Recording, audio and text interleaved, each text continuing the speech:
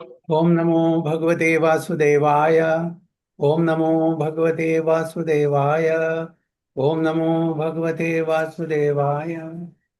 ओम ज्ञानतिमिरान्धस्य ज्ञानाञ्जनशलाकया चक्षुरुन्मिलितं येन तस्मै श्रीगुरुवे नमः।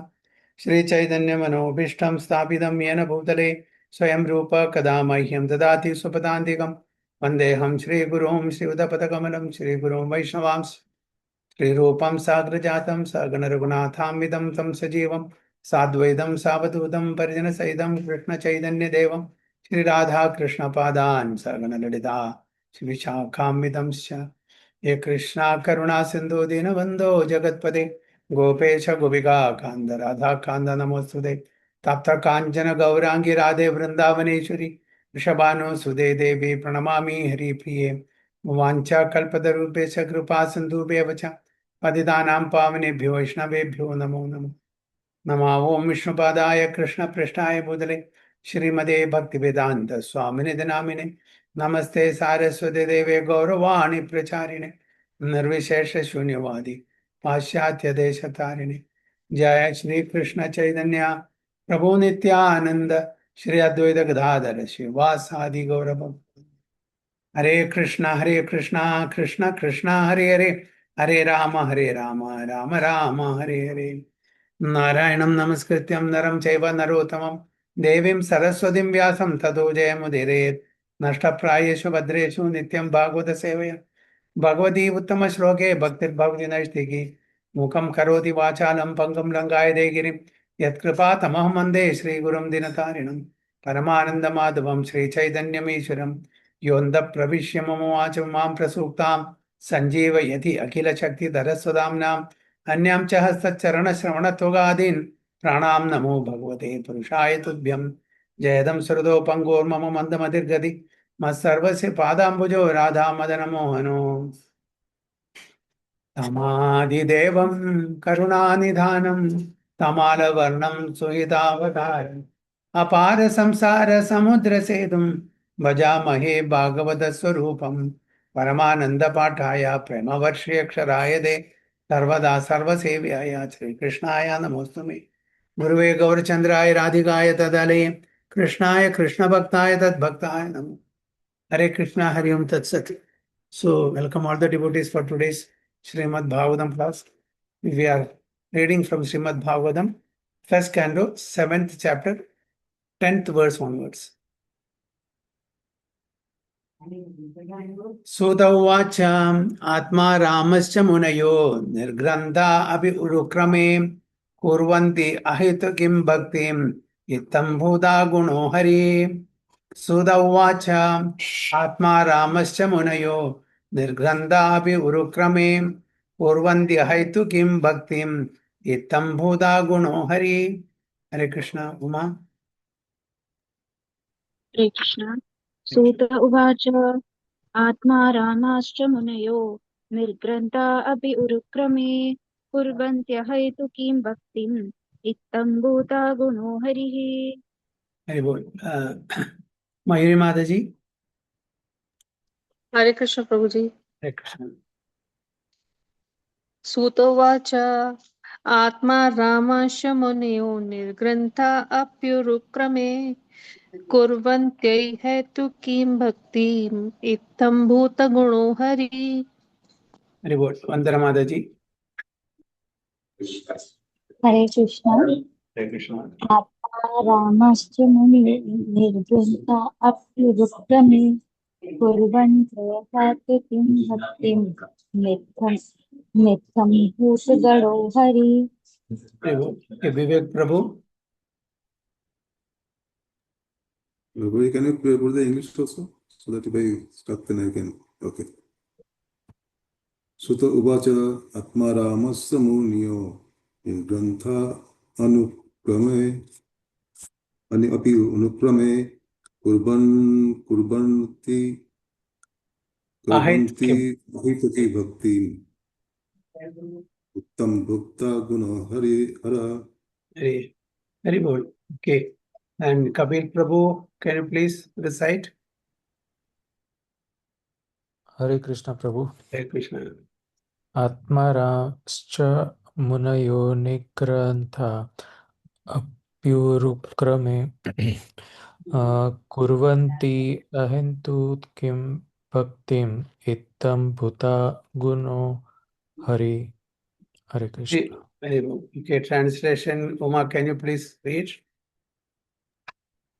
Yes, Prabhuji. Sutta Goswami said, all different varieties of Atma Ramas, those who take pleasure in the Atma or spirit self, especially those established on the path of self-realization, though freed from all kinds of material bondage, desire to render unalloyed devotional service unto the personality of Godhead. This means that the Lord possesses transcendental qualities and therefore can attract everyone, including liberated souls. Very bold. So this is a very important verse from Srimad Bhagavatam. Okay, very, very important. Why? Chaitanya Mahaprabhu explained this verse in 18 different ways to Sarvabhauma Bhattacharya, who was a dry philosopher. After having a class of 7 days, Sarvabhauma Bhattacharya, who was an impersonalist, dry philosopher, was explaining about Vedanta to Chaitanya Mahaprabhu. Chaitanya Mahaprabhu listened for 7 days without giving any yes or no, liking or disliking, as if just like a stone is, as an audience. So Bhattacharya was surprised. What happens? I've been explaining this Vedanta for 7 days continuously. There is no expression, there is no questions from. What happened? Then Chaitanya Mahaprabhu explained that whatever you said, all the slokas are right from the Vedanta, but the explanation is not in order. Then he was really taken aback. Why? Because he was supposed to be one of the greatest scholars of time. And he wanted to teach Vedanta to Chaitanya Mahaprabhu. He didn't know who Chaitanya Mahaprabhu was at that point of time. Then later, Chaitanya Mahaprabhu explained to Sarvabhauma Bhattacharya the real meaning, the real purport of Vedanta is this. So in that context, Chaitanya Mahaprabhu explained this particular verse 18 different ways. Sarvabhauma Bhattacharya explained it in 9 ways without touching those meaning. Chaitanya Mahaprabhu explained in 18 different ways. So he was wonderstruck. Later, after all the explanation, he came to know that he is not an ordinary person who Chaitanya Mahaprabhu. And later, at the end of the session, he also showed Bhattacharya the Shad Bhuja form of Chaitanya Mahaprabhu. Shad Bhuja means 6-handed form. So what those 6 hands represents? One is Lord Sri Ram's with bow and arrow. Another one is 2 hands with what you call flute, Krishna's. Then other one Chaitanya Mahaprabhu with Kamandalu and Danda. So 6-handed form, Shadbhuja form was.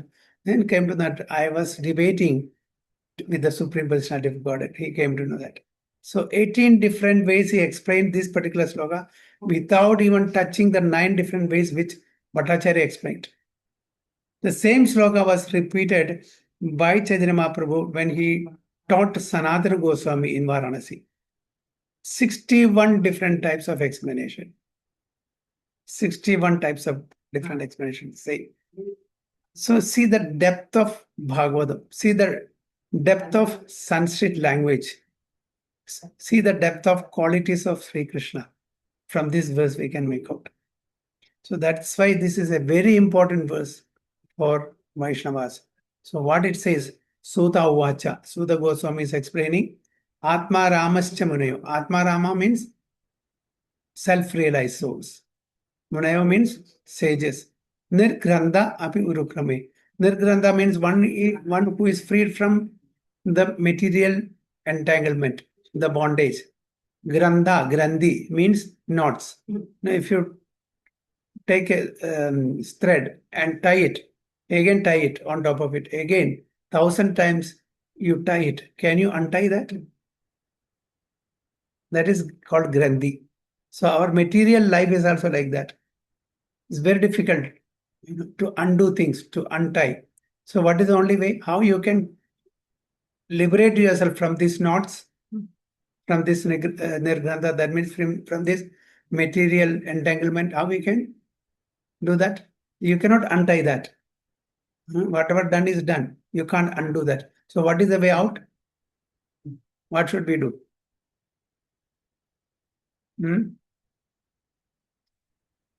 How we can come out of this entanglement?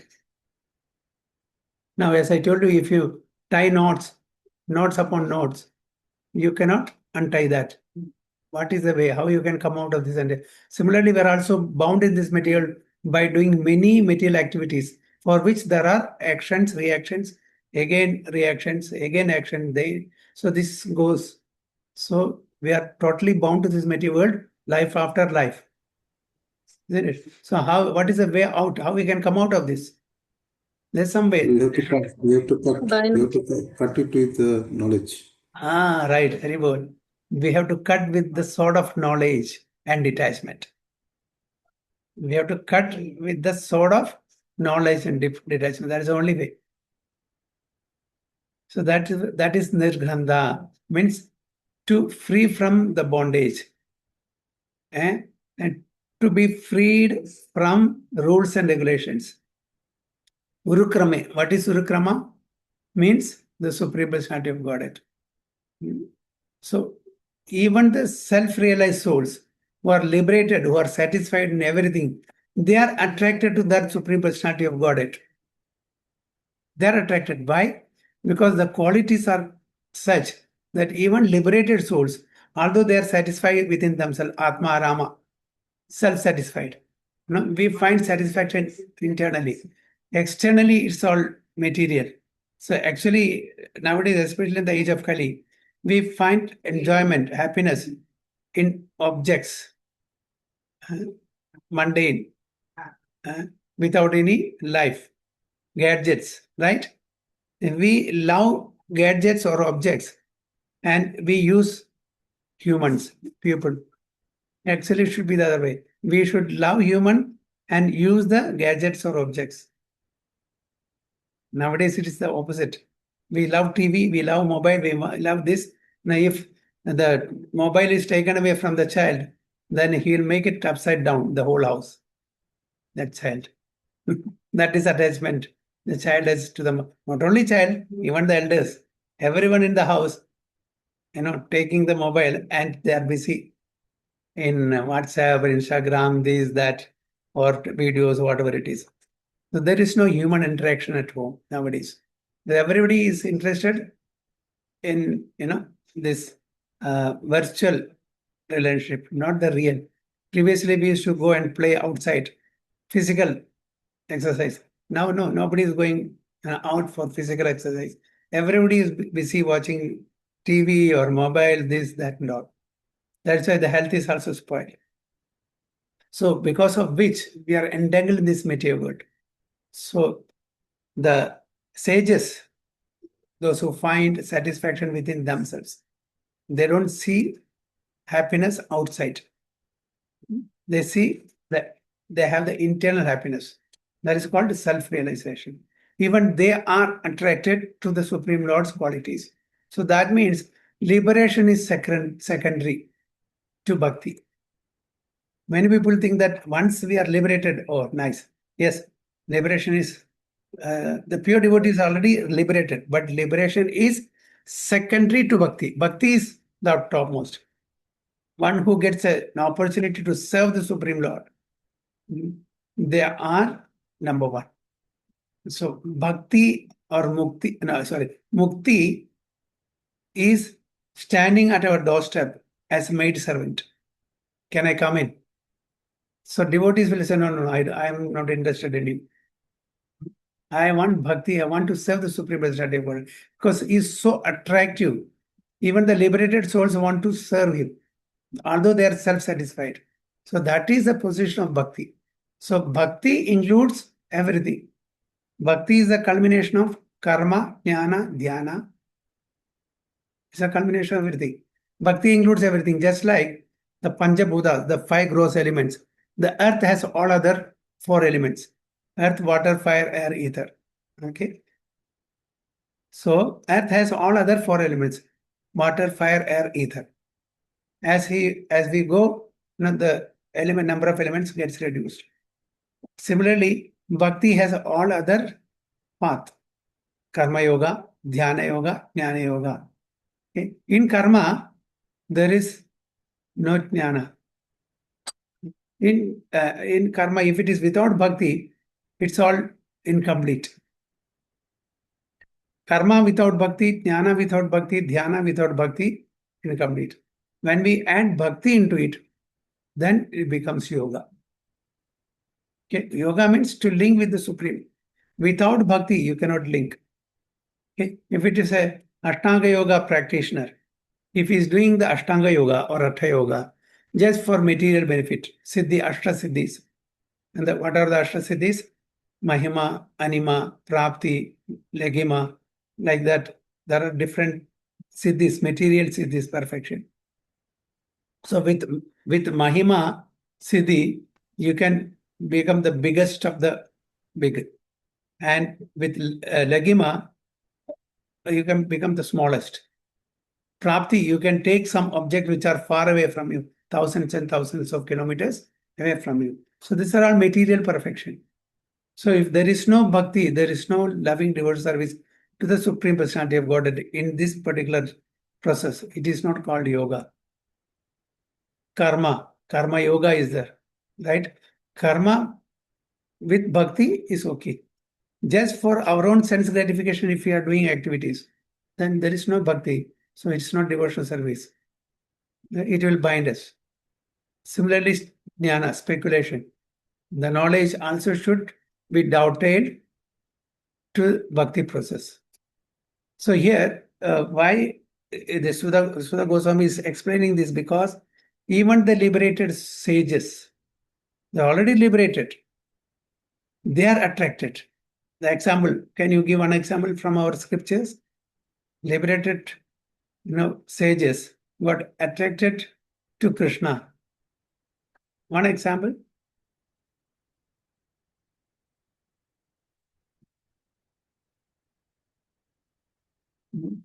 That there are jnanis who got attracted with Krishna's qualities. Aho bakiyam stanakala kutam. Okay, after hearing this particular verse from Srimad Bhagavatam, one personality got attracted. Barha Petham Natavara Vapu. That slokam also. Who got attracted with these two slokas? This explains the mercy, the compassion of Supreme Personality of Godhead. Aho bakiyam stanakala kutam. Because even after taking the life air of Putana, Lord Krishna made him Dhatri, nurse, or motherly position.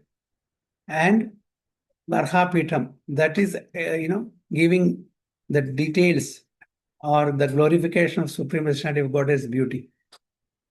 Who listened to this and got transformed as a devotee?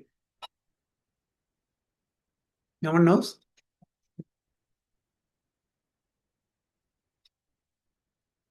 I think last week also I spoke this. Right? I mentioned the name. Sukadeva Goswami. Sukadeva Goswami was an impersonal, Brahmavadi. Yeah, correct, Prabhuji. Now we realize I was about to speak, but I was afraid maybe I am wrong. No problem. Okay. He was a Brahmavadi. After listening to this sloka, these two sloka from Srimad Bhagavatam, from the disciples of his own father Vyasadeva, he was wondered, who has come for this? Who is this personality? Then he said, your father only. Oh, if the Lord has so good qualities, I want to listen more about these qualities. And please go to your father. Then Sukadeva Goswami at last finally came to his father Vyasadeva. And he got all the knowledge of Srimad Bhagavatam. So from Brahmavadi to Bhakta, he became Bhakta, devotee, pure devotee. Similarly, Kumaras, Sanat Kumaras. Okay, who are Kumaras? What are their names? Sanats, Sanaka, Sananda, Sanatana. Chadush Kumara, 4 Kumaras. Okay. In their name, there is a Sampradaya also. What is the Sampradaya? Nimbak Sampradaya, Prabhu? Kumar Sampradaya. Oh, Nimbarka, sorry. right, yeah. Kumar Sampradaya, originally. Hmm. Nimbarka is a recent prominent Acharya who Oh. propagated this. Okay, so Kumara. They were also Brahmavadis. They also transformed as devotee. How? When they went to Vaikunta, Jaya Vijaya stopped them and they got angry. They cursed Jaya Vijaya to come and take birth in the material world. We know that 3 lifetimes. Who are they? Hiranyakashipu, Hiranyaksha, Kumbhakarna, and Kumbhakarna, and Shishupala, 3 lifetimes. Now in the Kali Yuga, they're like that. Okay. So that time Lord Vishnu himself came from his chambers and said, sorry, there's been the master of these two. Nirguna, without guna. But it also means without material quality. Dwarf incarnation, who covered the whole universe by immeasurable steps, and his activities are so glorious that he has created the spiritual world by his internal potency and the material world by his external potency. As we all know, Supreme Lord has multiple energies, of which 3 are primary, internal, external, and marginal. So with his internal potency, he creates or the spiritual world is sustained. With his external energy, he creates the material world and sustains that. By his all-pervading features, he is everywhere present as the supreme truth. And in his personal feature, he is always present in his transcendental abode of Goloka Vrindavana, where he displays his transcendental pastimes in all variegatedness. His activities cannot be compared to anyone else's, and therefore the word Urukrama is just applicable to him only. Although he is dwarf, is small, he measured the entire universe with his 2 steps. In the size is very small, dwarf, Brahmana, okay, Urukrama. But see his quality, although small, he could pervade the entire universe with his 2 small steps. So that's why here this Urukrama word means. According to Sanskrit verbal arrangement, Purvanti refers to doing things for someone else. Therefore, it means that the Atmaramas render devotional service unto the Lord, not for personal interest, but for the pleasure of the Lord Urukrama. So the sages, the liberated souls, performs devotional service for the pleasure of the Lord, not for personal interest. Hetu means causal. There are many causes for one's sense gratification, satisfaction, and they can be chiefly classified as material enjoyment, mystic powers, and liberation. So these are all, on the lower platform. The cause of devotional service or cause of doing spiritual activities may differ from person to person. It may be for sense satisfaction, or it may be for material enjoyment, it may be for mystic powers, or even it may be liberation. So that becomes cause. But the devotional service should be causeless. What is that causeless? Not for any of these things. Not even for liberation. Liberation is also a desire. So Chaitanya Mahaprabhu explains that even seeking liberation is secondary. A pure devotee is already liberated. Why he has to seek liberation? Which are generally decided by progressive persons. Progressive. As far as material enjoyments are concerned, they are innumerable, and the materialistics are eager to increase them more and more because they are under the illusory energy. So all the materialistic personalities, they want to enjoy more and more because they are under the influence of illusory energy, Maya Shakti. There is no end to the list of material enjoyments, nor can anyone in the material universe have all of them. As far as the mystic powers are concerned, there are 8 in all, such as to become the manifest in form, to become weightless, to have anything one desire, to lord it over the material nature, to control other living beings, to throw earthly globes in outer space, etc. So these are some of the 8 mystic powers, people wants to enjoy in this material world. Because with that you can control many things. Okay, sitting in a subtle way, you can become invisible with the mystic power. You can travel with the speed of the mind and reach the other place. It's a mystic power, material mystic power, by doing Hatha Yoga and Ashtanga Yoga. So one person is sitting here, okay, if he's a mystic yogi, he can take an object which is there in America, for example, which is thousands and thousands of kilometers away from us. How is it possible? It is possible with materialistic mystic power. And the person can become invisible, he can become, the biggest ever possible. He can control others' mind. It is possible. How is it possible to control others' mind? Whatever I think, that person will do if I have that mystic power. So these are all in this is called Ashta Siddhis. 8 mystic powers, Ashta Siddhis. So this is nothing to do with spirituality. That's why many people mistakes. Those who have such mystic powers, they think that they are God. They are not God. It is simply by practice of Ashtanga Yoga one can become mystic. But they misuse that mystic power and they will declare that they are God. Innocent people will be trapped by that.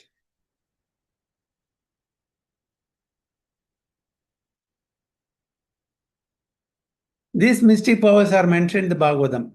The forms of liberations are 5 in number. So what are the forms of liberation which are 5 in number? Anyone?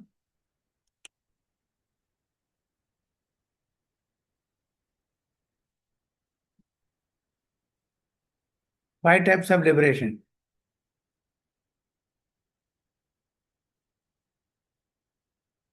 No one remembers?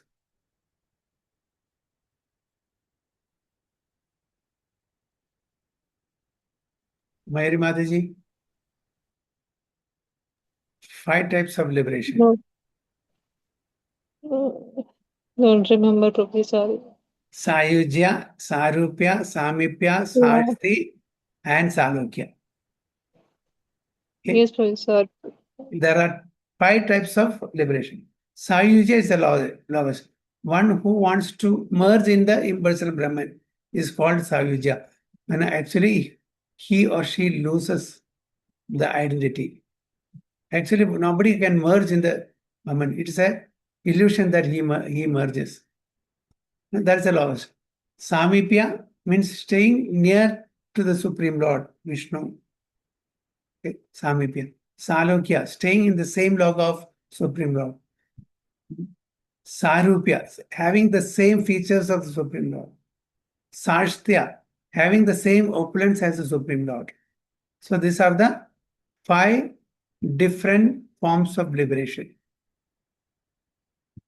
But a devotee doesn't seek any of this liberation. His only desire is to serve the Supreme Personality of Godhead, wherever he is. Therefore, unalloyed devotion means service to the Lord without desire for the above mentioned personal benefits. That is unalloyed. Savai pumsam paro dharmo yado bhakti radokshaje ahaituki apratiyada yayatma suprasil. Savai pumsa paro. What is param dharma? To serve the Supreme Person without any cause, without any expectation, without any interruption. Unalloyed devotional service. So, without any desires for personal benefit, unalloyed devotional service of the Lord progresses in different stages. Practice of devotional service in the material field is of 81 different qualities. And above such activities is the transcendental practice of devotional service, which is one and is called sadhana bhakti. So practice of devotional service in the materials field is of 81 different qualities. 81 different qualities we can do devotional practice. That is called sadhana bhakti. When unalloyed practice of sadhana bhakti is matured into transcendent love of God, Lord, the transcendental loving service of the Lord begins gradually developing into 9 progressive stages of loving service under the headings of attachment, love, affection, feelings, affinity, adherence, following, ecstasy, and intense feelings of separation. So these are the 9 progressive steps. Can anyone give me the equivalent in Sanskrit for this? The 9 stages. Anyone remembers? It is like Prabhu Asakti, Prem. Yes. Ado Shraddha Tada Sadhu Sangha, Bhajana Kriya Anartha Nivritti, Nishta Ruji Asakti, Bhava Prema. These are the 9 types, 9 stages of loving devotion. So finally, the 9 stages Prema, Krishna Bhakti, Krishna Prema, which would reach there, starting with Shraddha, faith.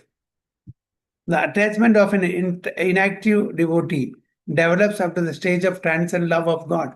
Attachment of an active servitor develops up to the stage of adherence. And that for a friendly devotee develops up to the stage of following, and the same is also the case for the parental devotees. Devotees in conjugal love develop ecstasy up to the stage of intense feelings of separation. These are some of the features of unalloyed devotional service of the Lord. According to Hari Bhakti Subhodaya, the import of the word Hittam Bhuda is complete bliss, Ananda. Transcendental bliss in the realization of impersonal Brahman becomes comparable to the scanty water contained in the pit made by a cow's hoof. So the pleasure that we derive from the Brahman realization, impersonal Brahman realization, is just like the water contained in the calf's footprint compared to the ocean. How much water can be contained in the calf's hoofprint in comparison to the water contained in the ocean?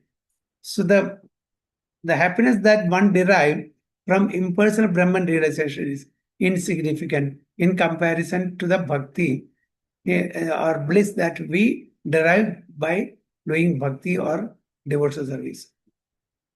The personal form of Lord Krishna is so attractive that it comprehends all attraction, all bliss, all taste rasas. So the word Krishna is literally means that Akrishna, Akashadi idi Krishna. Akashadi idi Krishna. One who attracts. Why he attracts? One who is attractive, all attractive, because he has got all the opulences.